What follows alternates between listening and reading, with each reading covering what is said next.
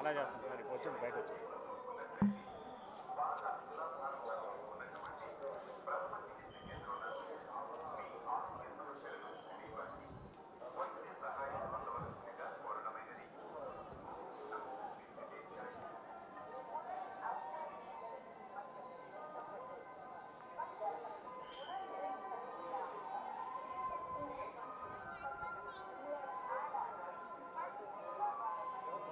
వెనకరండి వెనకరండి.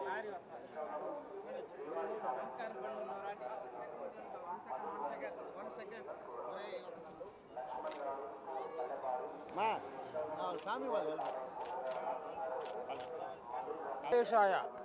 అవ్వ పునితమ్మ 116 సంవత్సరాలు తమిళనాడు నుంచి నడిచి వచ్చింది ఇక్కడికి.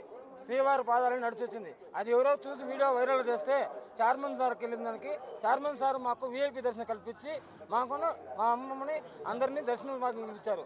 చైర్మన్ సార్కి కృప ఉందా, దైవ కృప ఉందా, మాకు వీఐపీ దర్శనం అయిందన్నాడు. చాలా సంతోషంగా ఉంది. మర్చిపోయిన రోజుగా గుర్తుపెట్టుకుంటాము. అందరికీ ధన్యవాదాలు. దేవస్థానం వాళ్ళకి అందరికీ నమస్కారాలు చేస్తాను. ధన్యవాదాలు తెలుపుకుంటున్నాను. చెన్నై. ఇక్కడ షాప్ ఏదో ఉందన్నారు.